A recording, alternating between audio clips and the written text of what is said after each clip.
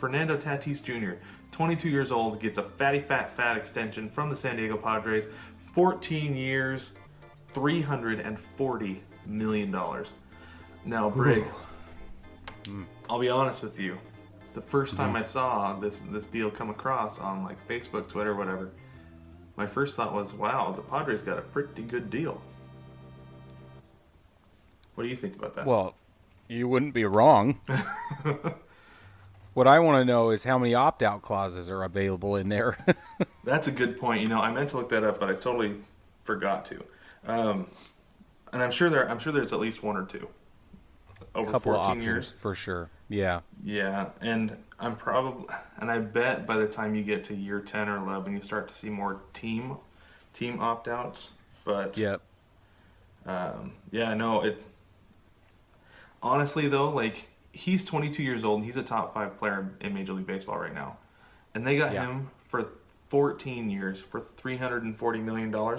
I would expect him, if he had not signed this deal in the next 2 or 3 years, I would have expected him to be getting in the Mike Trout range.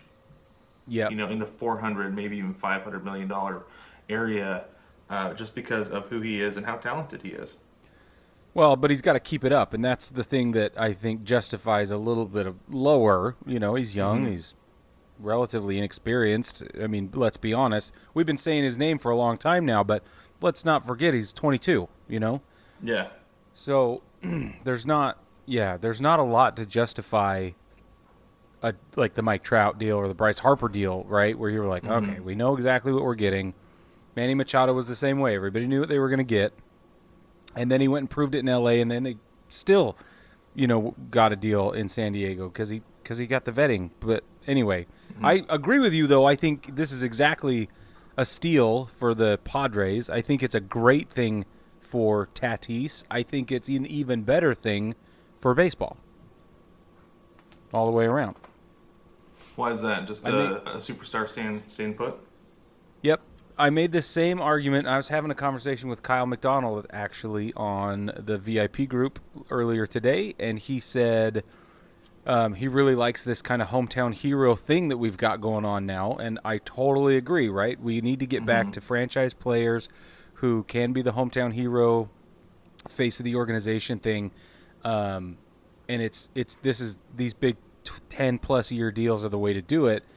And especially if it's justified by the price tag and the performance, right? If they match. So I said the same thing back when the Bryce Harper deal went down, was that I hope this continues to trend. And now what I will say is I'll modify that. I still hope it continues to trend. I just hope this is not all only justified because of the collective bargaining agreement. Whatever whisperings are happening about salary caps or whatever might be coming down, Yeah. I we bang that drum all the time, so I don't want to berate it too much, but I still think it's relevant. Oh yeah, it absolutely is relevant. Anytime you see a long-term deal like that, I always wonder if teams are planning ahead for the potential for a salary cap. With the way they're structuring the contract and things like that. I don't know that there's necessarily anything there with this one, just because I just got a sneak peek of it, and it actually goes up in value as he ages. Whoa! Yeah, so it's like in 2021 he's going to make $1 million because he's still on his rookie deal. 2022 $5 million, 2023 is $7 million, again all on that rookie contract. But then it goes 2024 $11 million, 2020 25, and then it's 36 from 2029 all the way through 2034. He's making $36 million. Wow. So it's actually a back-heavy contract, which really benefits him a lot. Yeah, that's terrific. But it also is going to solidify his position there, as he ages. We're going to start seeing things slow down, and that's just the way it goes. But this is going to keep him there. These are roots, man. That's what this is.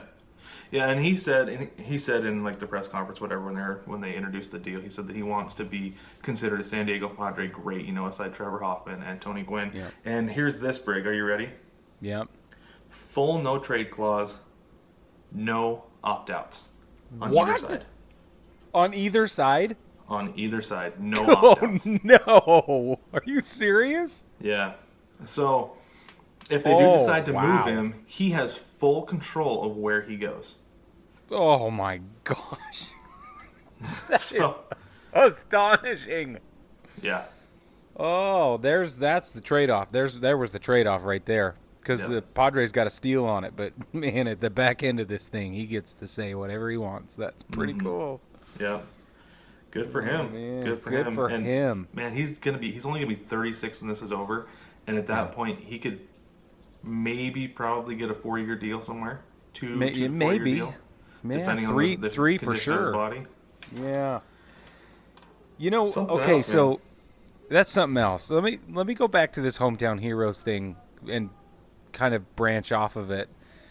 I wonder if what we're going to see is and I'm talking 10 years, 20 years, if we're going to see team culture shift, and like franchise culture shift, like, no, we signed this big fat deal with outfielders. That's where we place our value. Or we're doing middle infielders. Or, you know what? We give our starting pitching rotation. This is the money's in New York for starting pitching or whatever. I don't know. You know what I mean? I wonder if we'll see some sort of tectonic sort of magnetic pull to those sorts of power bases and where they'll find themselves in 10 or 15 years. That's the kind of cultural stuff that's interesting to me.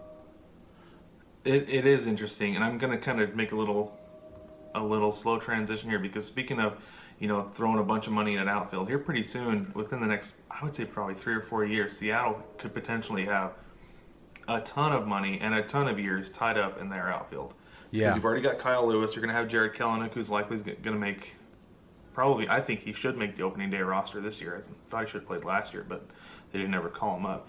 And then I don't know that he's ready for this year, but probably in 2022 we're going to see Julio Rodriguez. Those three guys, that could very well in 2-3 years, maybe 4 years, be the very best outfield in baseball. And Seattle could have a ton of money tied up just with those three.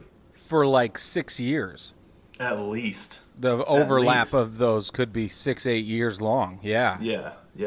Yeah, and see, that's what I'm saying. So you have to have the pipeline to support that. You have to have the flexibility in other parts of your roster. I mean, it's really going to be interesting to see what teams, like, organizationally and culturally value more with these big fat contracts. I don't know. I think it's interesting. Yeah, it'll be interesting to see.